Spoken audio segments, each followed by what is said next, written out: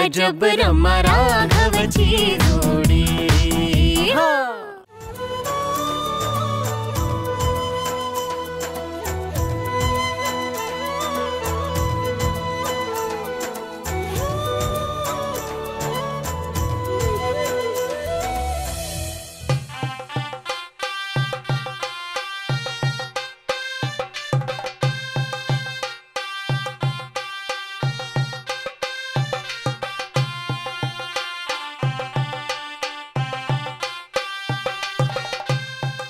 आई अहो हा सगळा काय प्रकार आहे? अगं सनईचे सूर आहे ते। अहो ते मलाही कळतंय। तू तर मला हा राग कुठला वगैरे विचारायला लागलीस तर काय? नाही नाही मला रागाबिगांचं काही कळत नाही एवढं। मला फक्त रागावता येतं चांगलं। आई हो काय हे वेळ काय प्रसंग काय आणि तुम्ही काय वागताय? तेच तर म्हणते मी। आपल्या घरात एक मंगल प्रसंग घडलाय। सर्वसाधारणपणे घरात मंगल कार्य घडलं ना की वातावरण असं सुटकी असत नाही, आनंदी प्रसन्न वातावरण असतं। पण तुम्ही सगळे काय असे चेहरे लटकावून बसलात? आई आपल्या घरात हे इतकं सगळं घडलंय आणि आपली रमा लग्न करून घरात आली, पण अगं ते काय घडून गेलं वगैरे मला नको सांगत बसू, त्यात आता पडायचंच नाही।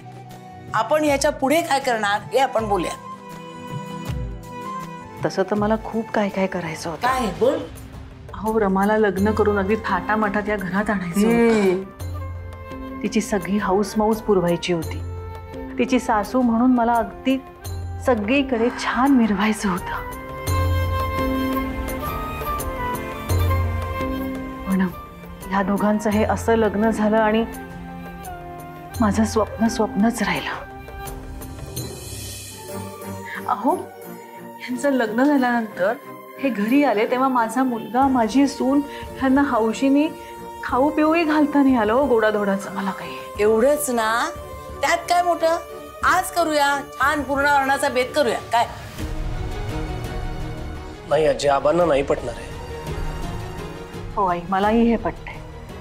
हे बघा ते आधीच खूप दुखावले गेले, अजून त्यांचं मन दुखावेल असं आपण काही करायला नको। हो आजी आई बरोबर म्हणते।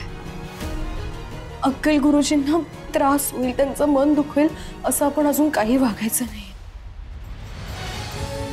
प्लीज इथून पुढे आपण त्यांच्या मनासारखं वागू।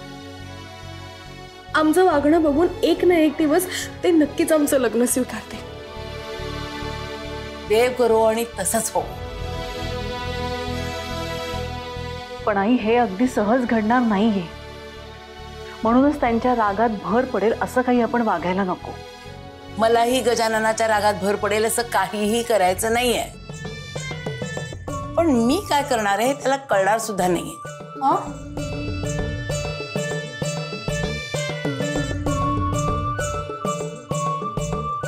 म्हणजे आई तुम्ही असं काय करणार आहात? कळेल ना तुम्हाला, सगळ्यात कळेल।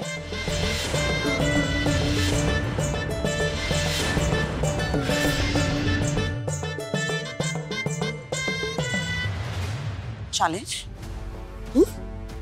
हे असं बोलून तू मला चॅलेंज करतेस? नाही नाही नाही अजिबात नाही। मी काही तुम्हाला चॅलेंज वगैरे करत नाहीये। तुमच्या चेहऱ्याला तर माती लागलेलीच आहे, पण तुमचे पायही मातीचे आहेत ना त्याची आठवण करून देते। आणि रमा राघवच्या बाबतीत तुम्ही प्रयत्न करत होता ना, मग काय झालं? काय झालं? ते दोघं एकत्र आलेच ना। तू वेळीच मला सपोर्ट केला असतास ना तर आज ही वेळ आली नसती। त्यापेक्षा तुमच्या मुलीला तुम्ही घरात डांबून ठेवायला पाहिजे होता ना। ती जर घरातून बाहेर पडलीच नसती तर हे असं चिखलाने तोंड काळं करून घेण्याची वेळच आली नसती तुमच्यावर। Just shut up okay. तुम्ही पण शट अप नाही तर राहू ना मॅडम। मी काय नाही तर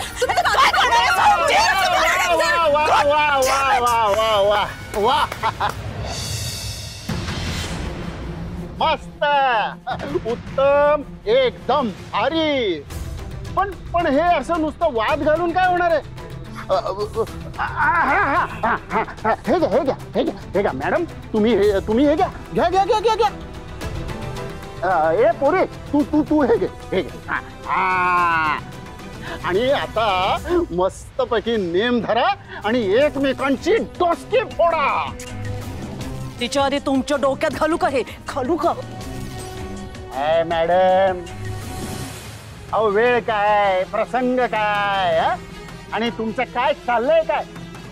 तुम्ही जर का असंच एकमेकींमध्ये भांडत राहिलात ना तर प्रत्येक डाव ती रमा जिंकणार आहे. आधीच लग्न झालेलंच आहे, आता सून म्हणून स्वीकारायला असा किती वेळ लागणार आहे?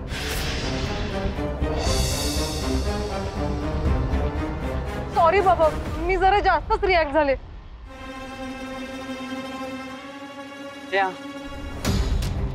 बरोबर बोलताय तुम्ही, करेक्ट आहे तुमचं.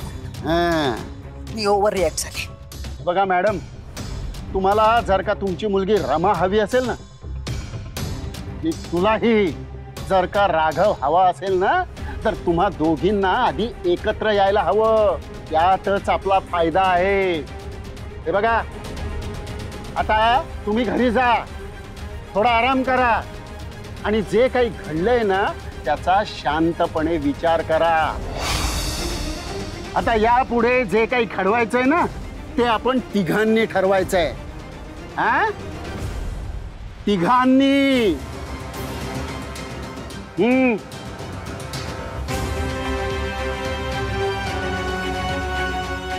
मॅडम,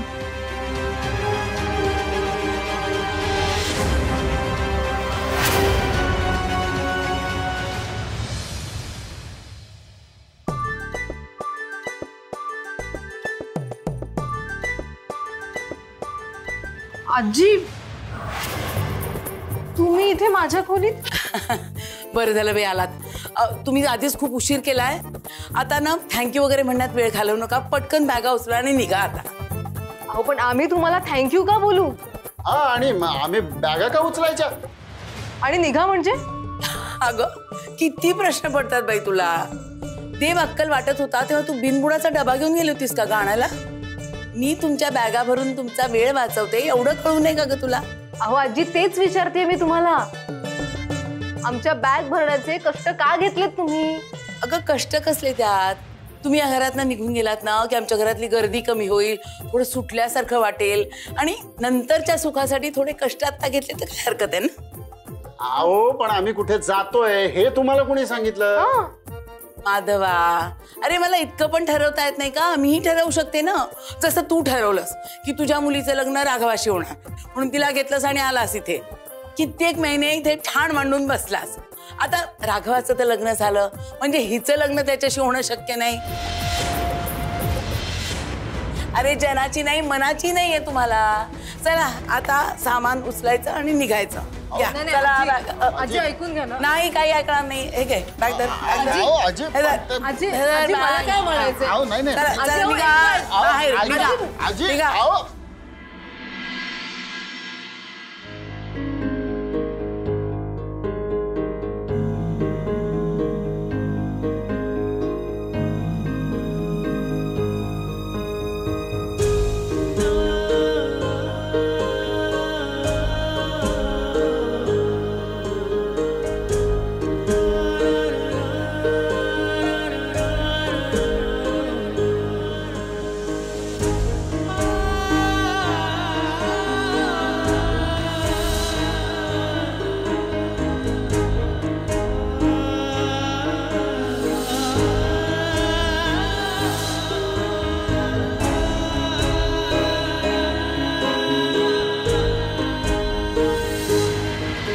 रमा,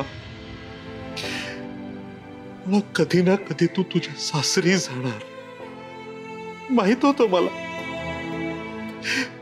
पण तू अशी निघून जाशील असं खरंच नव्हतं वाटलं कधी. तुला खरं सांगू, मुलगी जन्माला आली ना की प्रत्येक आई बापाचं स्वप्न असतं तिचं थाटामाटात लग्न करून देण्याचं. माझंही होतं तसंच स्वप्न. का अशी निघून गेलीस? का मला फसवलंस? का पळून जाऊन लग्न केलंस रमा? काय काय कमी केलं होतं मी तुझं?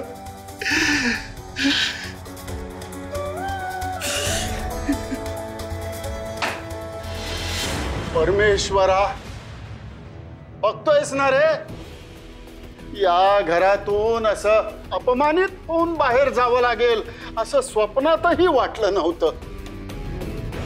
या घरासाठी रक्त आटवलं आणि त्या बदल्यात काय मिळालं? हा असा अपमान. गजाननराव, गजाननराव, ऐकताय ना? निघतो म्हटलं आम्ही. गजाननराव. माधवा, माधवा, अरे काय चालवलायस? कसं आरडाओरडा लावलायस? आरडाओरडा कुठला गजाननराव? अहो, घर सोडण्यापूर्वी तुमचा निरोप घेतल्याशिवाय आमचं पाऊल बाहेर कसं पडेल? निरोप घ्यायचाय? कुणाचा आणि का? अरे चाललंय का हे? गजाननराव, अहो तुमच्या आईंनी आम्हाला घराबाहेर काढलेलं आहे.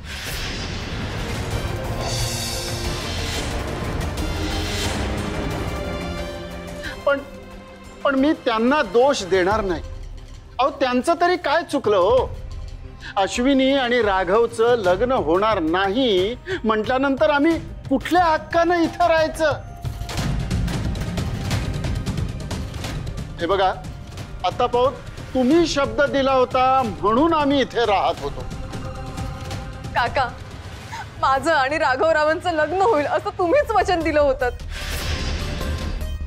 नाही नाही पोरी, अगं त्या बिचाऱ्यांना कशाला या सगळ्याची आठवण करून देऊन अडचणीमध्ये आणतेस?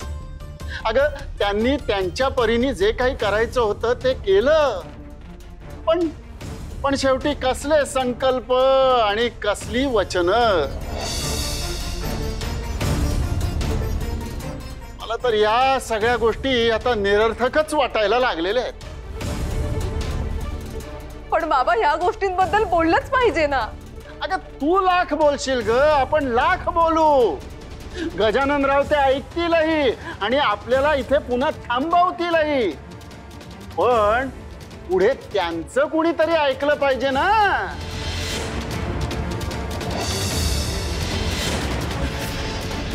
बरोबर आहे बाबा तुमचं. आता इथून निघायचं ठरलंच आहे ना, मग जाऊया आपण. चला बाबा, निघूया आपण. हो हो पोरी.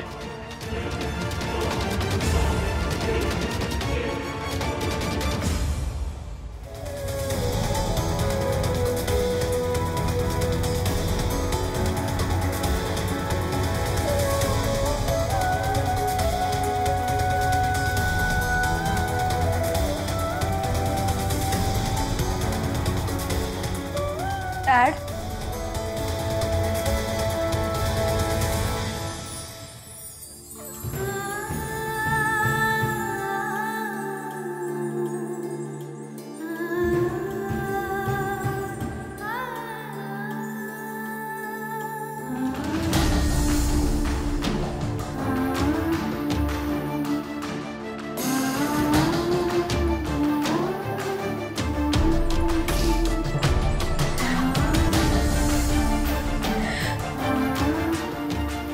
माझी सगळ्यात फेवरेट डॉल.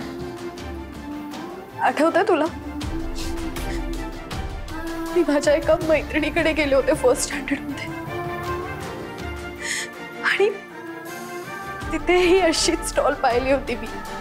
मग तू येईपर्यंत मी जागी राहिले आणि तुझ्याकडे ही डॉल मागितली. तू रात्री 12 वाजता जाऊन त्या दुकानदाराला उठवून ही डॉल घेऊन आला होतास माझ्यासाठी.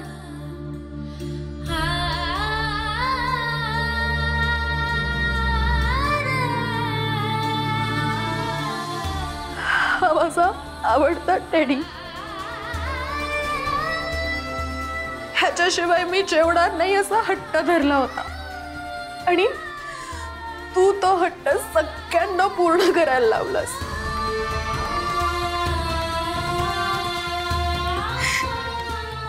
ही माझ्यासाठी स्पेशली कस्टमाइज करून घेतलेली बॅग.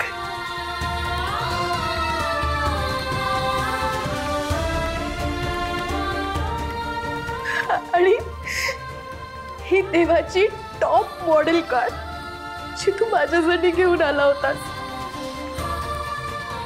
आठवतस तू काय म्हणायचा? माझी प्रिन्सेस मोठी होऊन अशाच हाय क्लास गाडीमध्ये फिरेल. असा कुठलाच हट्ट नव्हता जो तू माझा पूर्ण नाही केलास. रमा, अगं राघवशी लग्न करण्याचा तुझा हट्ट सुद्धा मला पुरवायचा होता. तुला आठवतंय ना, आपण गेलो होतो गजानन गुरुजींकडे. पण तोच तुझा हट्ट नंतर इस्तवाशी खेळ ठरला. मी उघड्या डोळ्यांनी कसा बघणार होतो तो. आता किती विचार केला ना, सगळं विसरून जायचं तरी शक्य नाहीये मला ते. Dad please no. Dad please नको करू तसं. Stop dad. काय नको करू? काय नको करू मी? मला तुझी एकही आठवण माझ्या डोळ्यांसमोरही नकोय. तुला विसरून जायचंय मला. You don't even exist for me.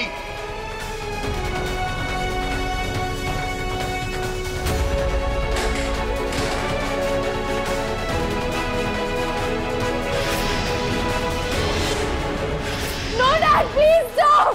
Dad मग काय करू मी? गिरीश, काय करताय तुम्ही हे?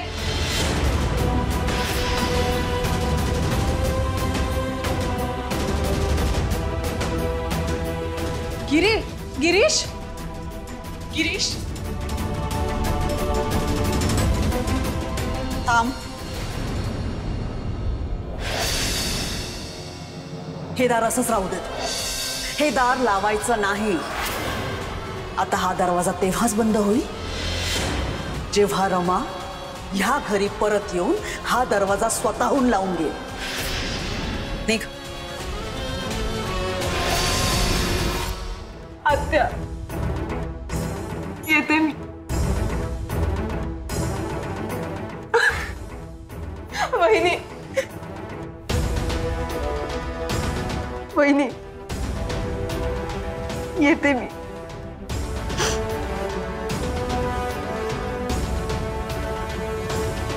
श्रुती,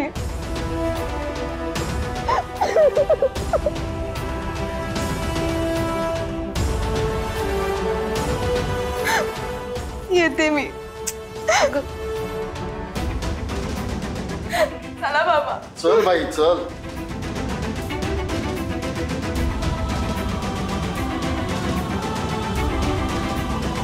तुम्ही कुठेही जाणार नाही.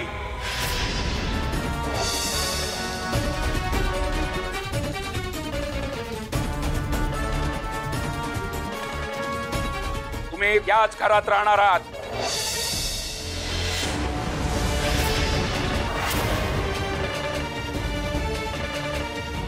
गजानना, अरे काय चाललंय तुझं? मी एखादा निर्णय घेतला असेल तर त्यामागे काहीतरी कारण. बस.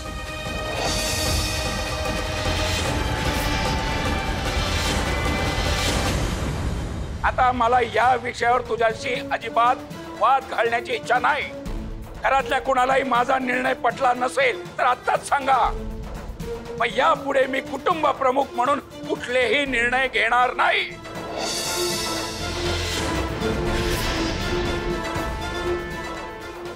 अहो, तुम्ही काय एवढे टोकाचे निर्णय घेताय? आबा, हो तुमच्याशिवाय घरातलं पानही हलत नाही. हो पूजा, मीही भ्रमात होतो, पण आता माझे डोळे पूर्णपणे उघडले आहेत. माझा निर्णय मान्य नसेल तर मी माझ्या दुसऱ्या निर्णयाची घोषणा करतोय.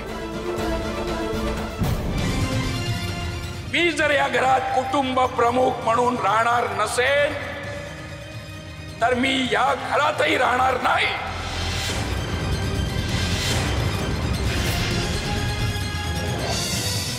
मी माझा मुक्काम घराच्या मागच्या अडगळीच्या खोलीत हलवेन.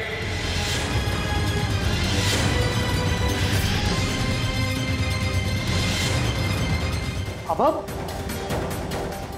काय करताय तुम्ही? स्वतःला त्रास करून घेण्याच्या नादात आम्हालाही त्रास देताय असं वाटत नाहीये का तुम्हाला? बस करते गे. यापुढे मला या विषयावर कोणाचं काही ऐकायचं नाही आणि कोणाशी काही बोलायचं नाहीये.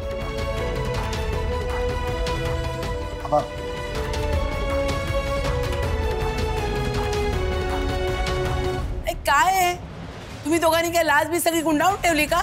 गजानन थांबा म्हणाला आणि तुम्ही थांबलात. हा आपलं बसतान बसवायला तयार. पाहुणे म्हणून आलात ना, स्वतःचा मान ठेवा आणि पटकन उठा आणि निघा. उचला आपलं चंपू कपाळ आणि निघा. चला. थांबा.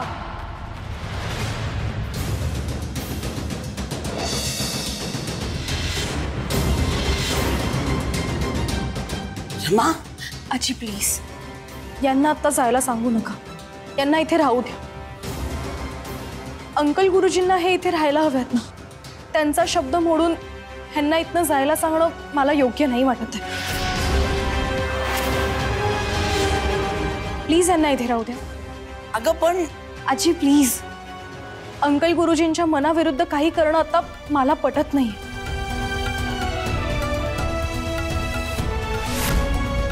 त्यांचं मन नको दुखवायला. आणि त्यांनी ह्यांना शब्द दिलाय ना, मग त्यांच्या शब्दाखातर ह्यांना इथे राहू द्या प्लीज.